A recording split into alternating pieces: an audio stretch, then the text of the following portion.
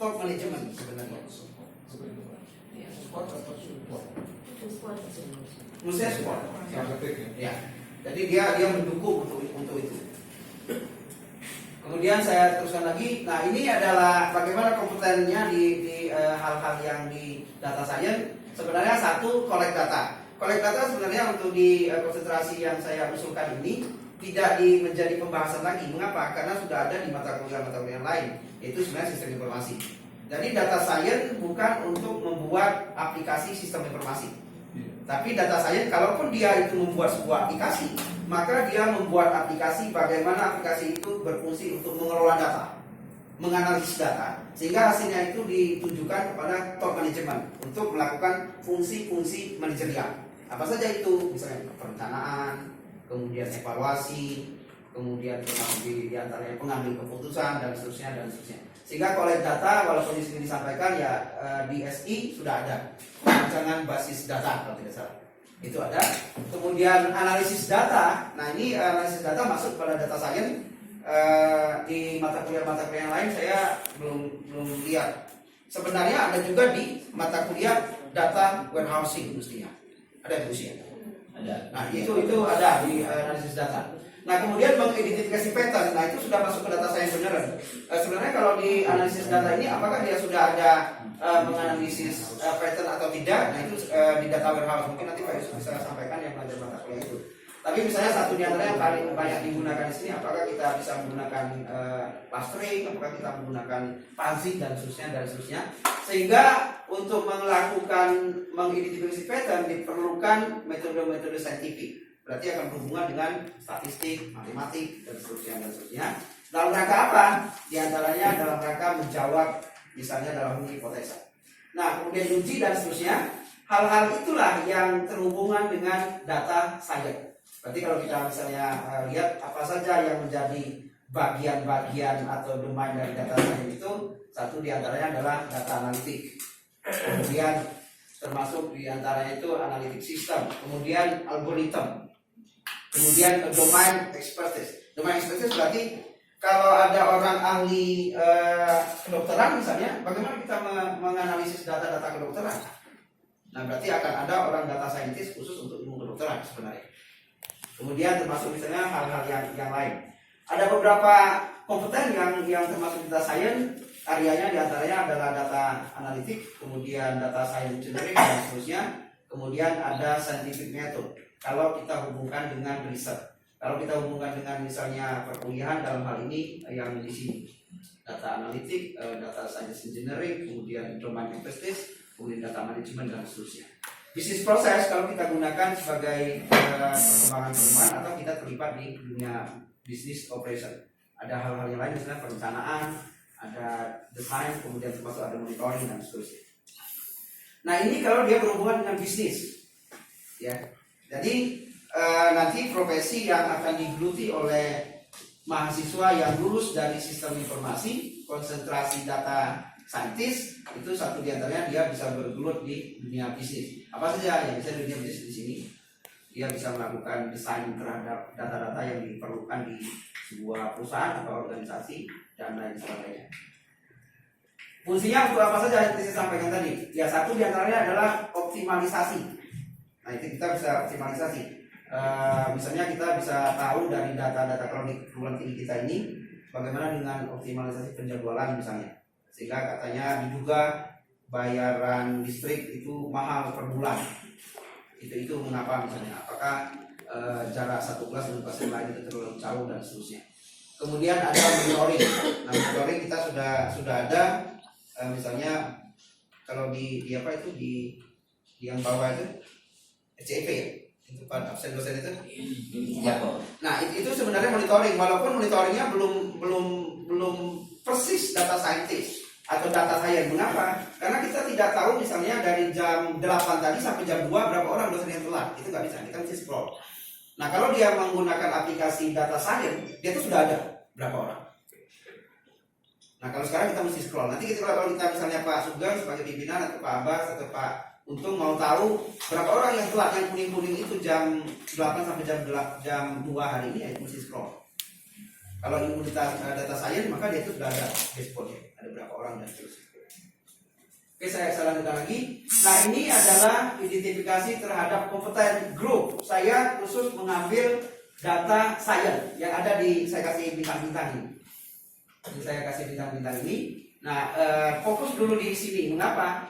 Karena dia hanya sebagai konsentrasi, bukan sebagai prodi. Kalau prodi, semuanya ini harus terupload. Kalau dia prodi. Nah, sebagai gambaran adalah UMN sudah membuka prodi data, big data analisis namanya Pak Sugeng. Yang paling dekat, dia punya lab yang cukup bagus dan dia sumber daya juga dia datang cukup bagus. Labnya juga sangat bagus. Nah, misalnya apa saja yang bisa kita nanti kita ini develop, bagaimana kita mengembangkan orang yang mampu membangun sebuah tools yang khusus untuk menganalisis hal-hal yang berhubungan dengan pembuatan keputusan. Misalnya, benar nggak karyawan kita itu lebih gitu? Nah, itu mesti lebih dalam aspek apa? Mungkin jumlah iya, tapi kalau potensi mungkin kurangnya banyak gitu. Jadi jumlah belum tentu dia itu berbanding lurus dengan potensi gitu kan. Dan seterusnya. Termasuk misalnya riset. Bagaimana kita melakukan riset? Berarti mahasiswa punya kemampuan riset. Sebenarnya ini lebih, saya tidak kasih bintang karena ini lebih dulu kalau riset itu di S2. Ya. Bagaimana dia melakukan sebuah riset mengenai dataset, kemudian bagaimana mengkombinasikan beberapa data tersebut. Misalnya saya diskusi dengan Kadis PUPR di Kota Tangerang. Itu dia menyatakan bahwa dia punya data jutaan tentang jalan-jalan yang rusak, jalan-jalan yang diperbaiki, jalan-jalan yang mau dibangun dan seterusnya. Dilaporkan melalui SMS dan WA. Tapi ketika mau membuat rencana pembangunan di awal tahun, data itu tidak bunyi. Berapa kilometer jalan yang harus saya bangun, itu nggak bunyi. Berapa banyak data yang harus diajukan untuk diperbaiki, nggak bunyi juga. Datanya banyak padahal, berarti itu diduga belum dilakukan sebuah analisis terhadap data yang jutaan itu. Nah itu salah satu misalnya bentuk permasalahan yang ada di stakeholder kita di kota. Kemudian lebih sedikit lagi, knowledge apa yang ada di data science itu. Nah satu adalah ini saya ambil dari referensi Building Data Science Professional. Satu diantaranya adalah data analytics.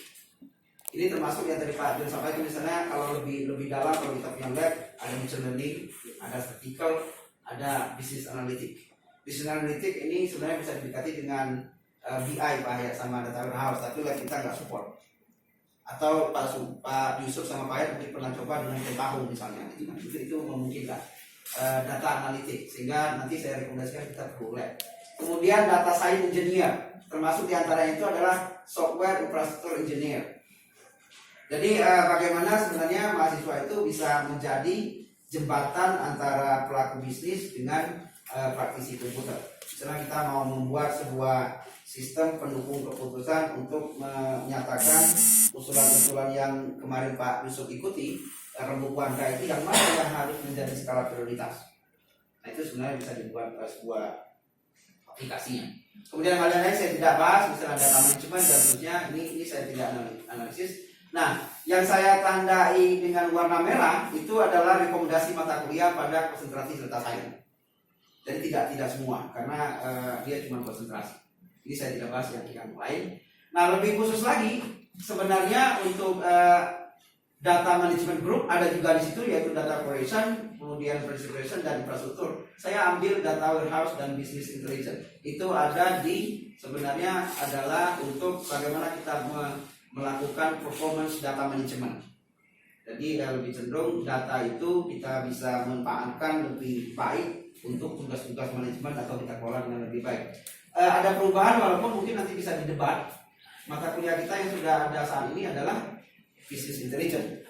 Dua-duanya ada. Kalau dua-duanya ada berarti ini akan tidak menjadi usulan karena sudah ada begitu kan. Nah nanti mungkin perdebatannya adalah bisa dibahas apakah dia nanti sangat berhimpitan dengan konsentrasi BI. Ya. Nah itu nanti kita akan lihat apakah misalnya ini bisa dimasukkan ke sana atau tidak. Kemudian yang berikutnya, ini saya masuk kepada tools-tools apa yang bisa digunakan gitu kan. Saya belum pegang mata kuliah BI ya, nanti mungkin yang sudah pegang bisa kita perdebatkan di sini. Misalnya ada beberapa alat-alat yang sederhana yang bisa digunakan, misalnya termasuk Excel diantaranya misalnya gitu kan. Saya kalau mengajar mata kuliah data mining di S2 itu datasetnya bisa dalam bentuk Excel, bisa ribuan gitu, kemudian bisa dilakukan dengan departmental ataupun dengan WK untuk kita analisis bagaimana pola-polanya. Ini termasuk yang banyak digunakan, termasuk Windows sebenarnya ya ada di Excel server itu bisa, nanti Pak Ayat bisa pernah pakai untuk menggunakan itu gitu kan.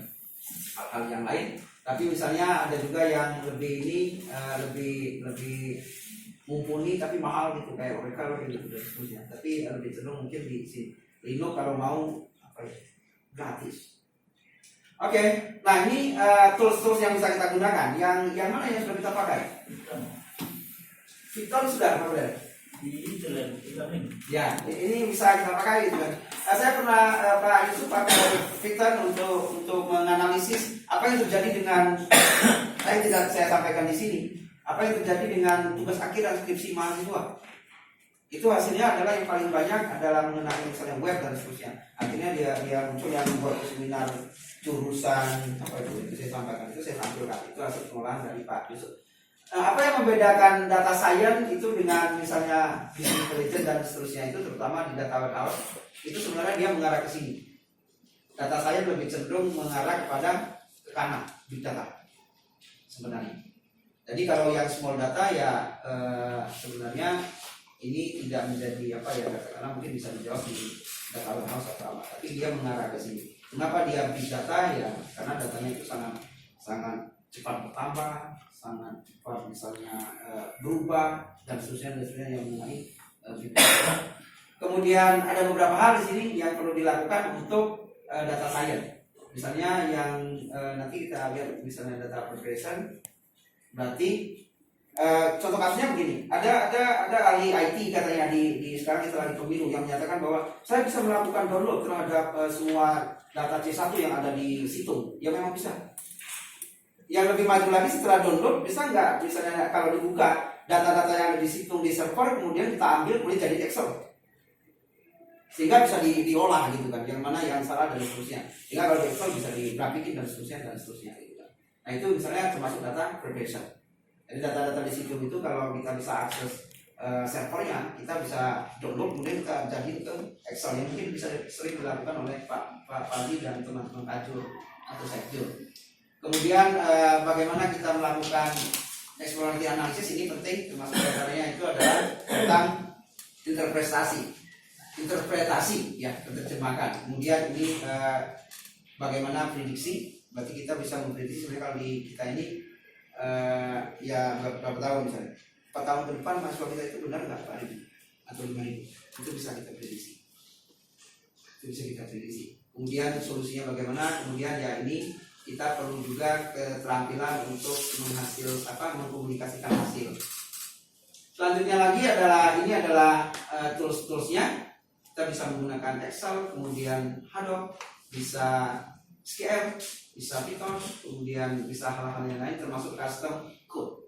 Berarti kita bangun sendiri untuk menciptakan hasil output dari data science tersebut. Rekomendasinya adalah singkat, pengembangan konsentrasi baru ini perlu dilakukan karena apa? Karena diperlukan saat ini profesi sebagai data scientist yang gajinya itu makin hari makin naik begitu, kebutuhan banyak tapi penyedia sumber dayanya kurang. Jadi bisa kita lihat misalnya data scientist, prodi data scientist itu baru dibangun beberapa kampus saja. Kemudian sementara itu menjadi tantangan atau kebutuhan kita sehari-hari. Nah, apa saja mata kuliah untuk di konsentrasi ini? Satu, data analitik. Mata kuliah apa yang sudah ada data analitik? Kita semua ngajar sebut dari sini. Apa ya? Mata kuliah apa ya? Saya menduganya ini di BI. Data analitik. Kalau bukan di BI mungkin apa lagi? Ya nanti kita di sesi BI coba. Jangan-jangan misalnya selain BI, berarti kalau cuma BI itu berarti cuma konsentrasi SI gitu ya. Kemudian data science engineering ini bisa jadi kalau betul-betul inline itu ada di rancangan basis data seharusnya data science engineering ini.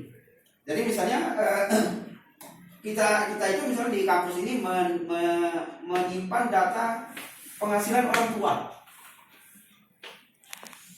Tapi mengapa kita menentukan calon penerima beasiswa itu bukan berdasarkan database itu, tapi berdasarkan silakan bagi yang mau mendaftar sebagai calon penerima beasiswa. Nah, diduga itu data science engineering.